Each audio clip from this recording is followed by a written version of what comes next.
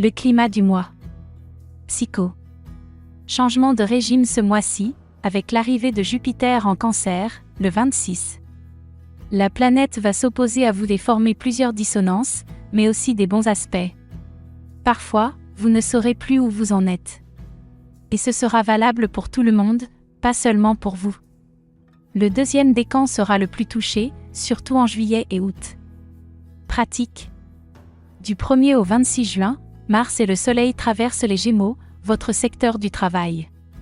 Ce qui signifie que vous n'aurez pas une minute à vous dans les semaines qui viennent, mais que vous serez assez malin pour bien organiser votre emploi du temps et ne pas être déstabilisé dans votre quotidien. Surveillez la semaine du 3 si vous êtes de début janvier, il pourrait y avoir un changement de dernière minute. Vie quotidienne. Travail.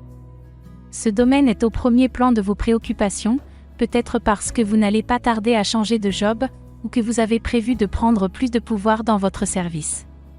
Quoi qu'il en soit, il faudra vous faire des alliés, mettre certaines personnes dans votre poche parce que vous aurez besoin d'aide, vous ne pourrez pas poursuivre vos objectifs tout seul. Natif de décembre, un projet d'association ou de regroupement pourrait être d'actualité. Un beau contrat, également. Échange. C'est dans ce domaine qu'il faudra faire des efforts si vous voulez parvenir à quelque chose. Soyez à l'écoute des autres, acceptez les compromis, et tout se passera bien. Certes, vous aurez parfois affaire à des interlocuteurs qui chercheront à vous faire sortir de vos gonds, tant ils seront contrariants. Si vous êtes né début janvier, vous risquez de vous arracher les cheveux, surtout vers les 6 et 7 juin. Sentiments. À 2. Vénus occupera le Cancer et formera des dissonances peu agréables. Mais elle entamera son parcours en beauté, semaine du 3, en s'alliant avec Neptune et Saturne. Si les choses fonctionnent bien dans votre couple, natif du premier décan, elles iront encore mieux sous cette conjoncture. Toutefois, pour le deuxième décan, le début de la semaine du 10 ne sera pas un long fleuve tranquille. Votre partenaire ou l'un de vos enfants risque de vous en faire voir de toutes les couleurs. Célibataire. Vous pourriez avoir un petit coup de cœur lorsque Vénus entrera en Cancer, le 3, ou en tout cas ressentir des émotions qui ne vous déplairont pas, premier décan. Vous aurez la possibilité de vous ouvrir à quelqu'un, et peut-être de vous sentir en confiance avec cette personne.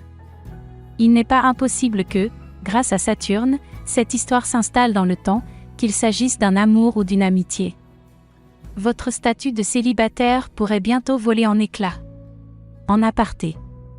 Jupiter débarque en Cancer, un signe où la planète est presque chez elle. Alors qu'en Gémeaux, ses facultés étaient diminuées, en Cancer, elle donne son maximum. Son alliance avec Saturne et Neptune devrait avoir un effet positif sur le chômage et sur la précarité en général. Le niveau de vie serait-il meilleur depuis quelque temps? La meilleure semaine du mois. Celle du 17, avec la rencontre annuelle entre le Soleil et Jupiter, qui s'effectuera sur les derniers degrés des Gémeaux. Les natifs du tout début du signe pourront en avoir des échos positifs, en termes de progression, d'expansion, d'ouverture au monde.